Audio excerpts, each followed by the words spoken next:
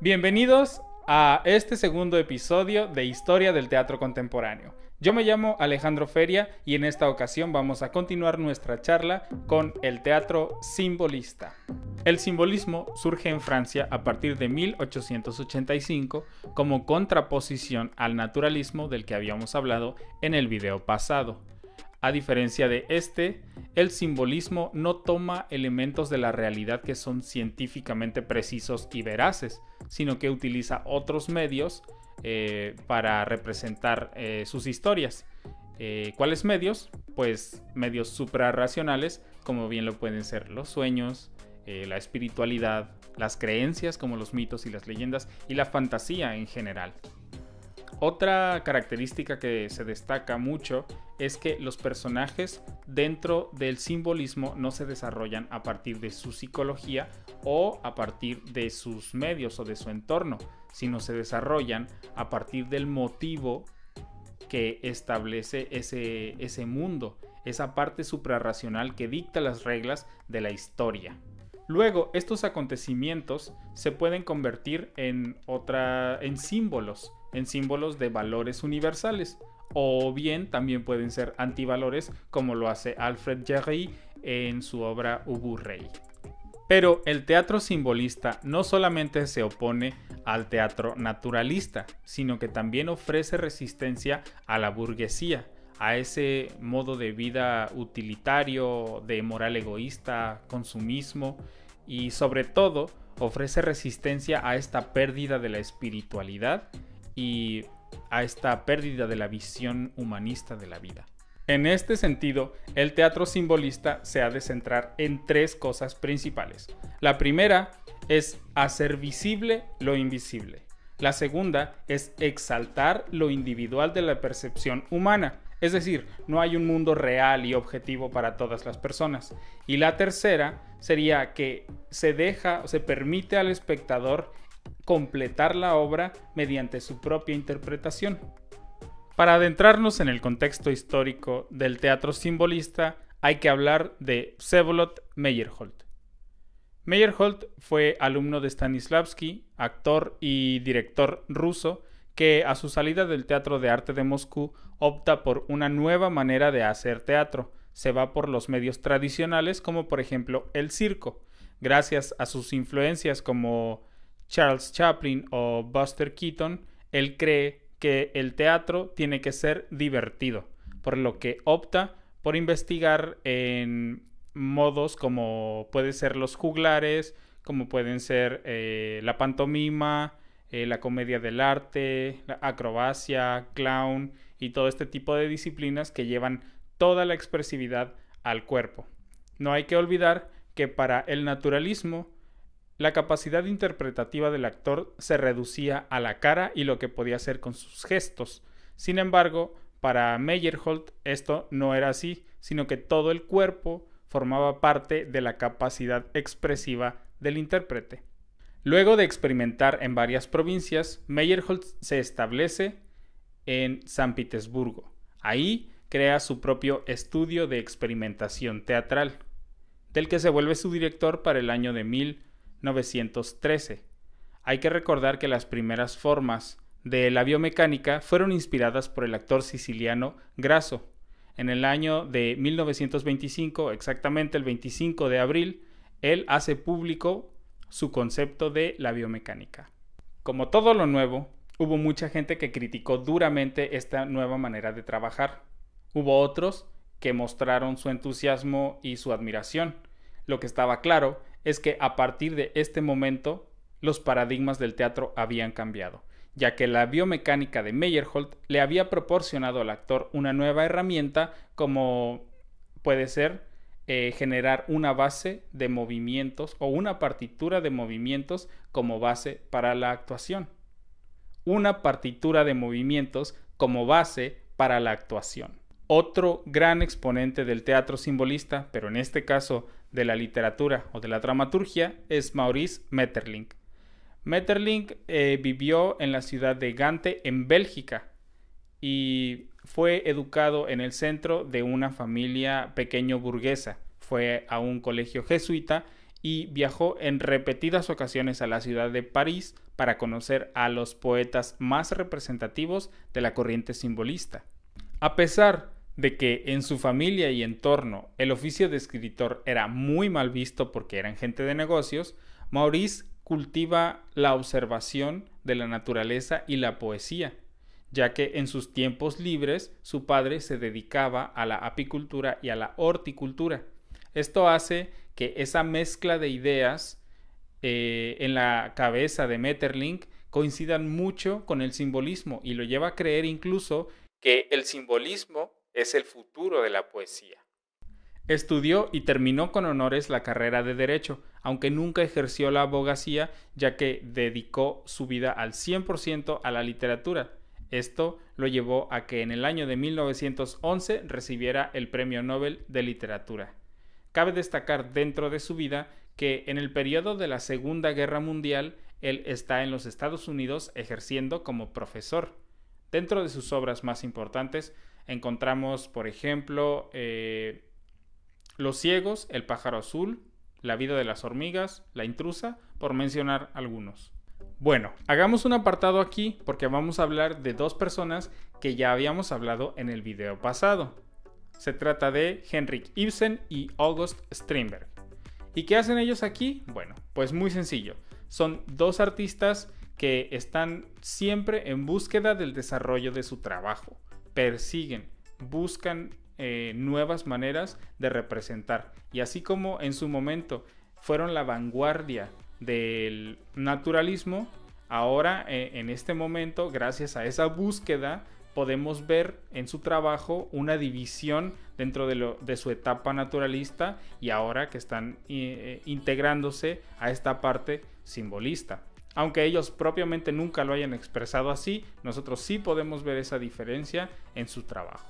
Por su parte, Strindberg en su etapa simbolista tuvo aportaciones importantísimas dentro del campo de la dramaturgia. Por ejemplo, tenemos los textos El sueño y La tormenta. Y con esta nueva evolución de Strindberg, lo que busca es romper los cánones de la dramaturgia del momento y busca también introducir nuevos efectos dentro de la interpretación. Por parte de Ibsen, aunque como ya lo dije anteriormente, él nunca lo haya admitido así, dentro de su corriente simbolista podemos encontrar obras, por ejemplo, Per Gynt o Espectros. Vayamos ahora a Francia a hablar un poco de Alfred Jarry y una de sus obras más importantes, que aunque esta obra no sea propiamente de la corriente del simbolismo, sí tiene todos los elementos para que haya pasado a la historia. Estoy hablando de Ubu Rey.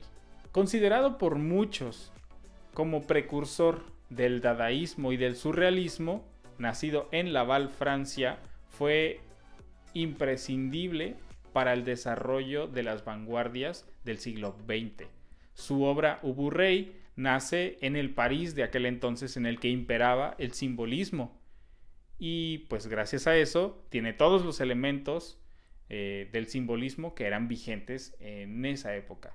Ubu Rey es una obra de carácter satírico y bufonesco. Se le puede considerar a esta obra como el estreno mundial del teatro del absurdo. Desató muchas polémicas dentro de la comunidad artística del momento por su carácter burlón. El desarrollo de la obra le valió el apodo de Le Père Ubu o el Padre Ubu, ya que dicho está de más, el carácter de Ubu Rey dentro de la obra es bastante parecido al de Jarry en su vida cotidiana. El simbolismo de la obra radica en que se toman elementos de la realeza como actitudes o acciones, conductas, que en ese entonces no se estaba acostumbrado a señalar en una puesta en escena y se exageran hasta el ridículo, de tal manera que todo lo que se ve en la puesta en escena significa otra cosa completamente diferente, trasciende su significado inmediato, su significado literal y señala a manera de protesta todas las actitudes o estas conductas con las que el propio Jarry estaba en desacuerdo. Aquí tenemos algo especial, porque dentro de los exponentes del teatro simbolista tenemos algo inusual, ya que tenemos a dos escenógrafos. Estoy hablando de Edward Gordon Craig y Adolphe Appia. Comenzaremos primero con Gordon Craig. Escenógrafo, autor, teórico, director, artista plástico, actor británico. Bueno, lo tiene todo.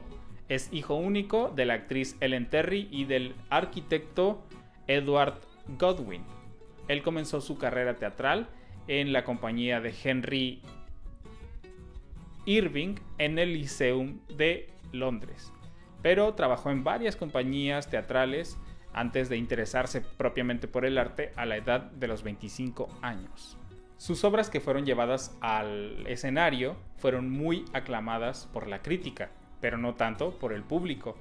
Él continuó su carrera en Europa, pero se ganaba la vida vendiendo grabados de madera y gestionando y publicando sus ideas revolucionarias acerca del quehacer teatral. Cabe destacar que estas ideas que fueron publicadas fueron material muy influyente y muy importante en la Europa de aquel entonces. Su trabajo se centró en representar de nuevas maneras en comparación con el teatro naturalista. Él iba en consonancia con las nuevas corrientes, con lo nuevo, con las vanguardias. No hay que olvidar que las vanguardias se originan primero en la poesía, en la literatura, la gente que escribe. A partir de ellos es que se empieza a esparcir las nuevas vanguardias. En este momento estamos hablando del simbolismo. Primero son las letras y después pasan al teatro, pasan a la música, pasan a la pintura y a las demás artes. En este momento, Craig sabe que lo que se está realizando es el simbolismo, por lo que toma conceptos principales del simbolismo y los trabaja para realizar su arte. Dentro de su trabajo se desarrolla el concepto de la Übermarionette o la supermarioneta o el super títere, como ustedes lo conozcan mejor. Este método de trabajo tiene la particularidad de que protege al trabajo de que se manche de dos cosas. La primera es la personalidad del actor y la segunda es de elementos del naturalismo. En un principio, esto de la Übermarionette fue una cosa literal. O sea, después tuvo que modificar sus escritos para pasar de literal a metafórico.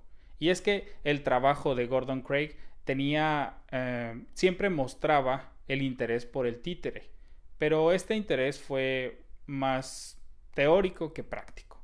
Una cosa muy importante a destacar de este personaje es que Gordon Craig es la primera persona que pone a una sola persona como responsable del trabajo artístico que está sucediendo en escena. Él nombra a esta persona como el artista de teatro y esta figura es la que precede a lo que hoy nosotros conocemos como el director escénico. Y para complementar el trabajo escenográfico del teatro simbolista hay que hablar de Adolphe Appia. Adolphe Appia nació en Ginebra el 1 de septiembre de 1862 y tuvo como referente directo a Richard Wagner. Supongo que muchos de ustedes conocen algo o alguna vez habrán escuchado de Richard Wagner y sus óperas. Después de sus estudios, de los estudios de Appia en Suiza, en Alemania y en París, él pues estudia a profundidad toda la estética wagneriana, ya que la ópera es considerada como rica en elementos de iluminación, elementos de escenografía y sonoros. Entonces él toma muchas de las herramientas de las óperas y las pone a trabajar en favor del teatro. Sus ideas se formulan y se desarrollan en dos textos principalmente. El primero es la Mise en Scène du Drame Wagnerien y el segundo es Die Musik und die Inszenierung. Los que hablen francés y los que hablen alemán, discúlpenme ustedes. Bueno, en la puesta en escena del drama wagneriano, así lo vamos a llamar por fines prácticos, se habla de cómo Wagner utiliza la iluminación de una manera muy innovadora, ya que en el momento se montaba de una manera muy superficial y muy plana en términos de escenografía, pues la iluminación contribuía a dar profundidad, a dar tridimensionalidad y a aportar realmente al discurso de lo que se estaba representando en escena. En su segundo texto, llamado La música y la puesta en escena, así traducido amablemente por San Google, nos damos cuenta cómo Appiah defendía la idea de la tridimensionalidad en el espacio, en el escenario. Hay que tener siempre en mente que estamos metidos en ese entonces en un paradigma escenográfico bien extraño en el que se monta de manera muy plana, se pintan telones y pierde tridimensionalidad todo. Entonces, además de la tridimensionalidad, también Appiah defendía que el teatro debía tener diferentes niveles. Nosotros como gente de teatro probablemente ya manejamos esos conceptos, y si no, estás muy cerca de empezar a manejar estos conceptos de buscar equilibrio en el espacio, de dar tridimensionalidad, de buscar niveles, etc. Pero en ese entonces estas ideas eran sencillamente revolucionarias. De la misma manera con la iluminación. Appiah creía que la iluminación, además de dar tridimensionalidad y profundidad al escenario, era un agente unificador del suceso teatral, que la iluminación podía formar parte activa de lo que estaba sucediendo en el escenario a manera de historia. También fue el primero en poner sobre la mesa que podíamos poner en el escenario iluminación móvil, por ejemplo. Tanto Adolf Appiah como Gordon Craig coinciden en que el escenario es un instrumento, y revalorar el decorado como un elemento que interactúa con el espacio y que además contribuye a contar la historia debe ser la nueva tendencia de la puesta en escena. Vale, pues eso fue todo.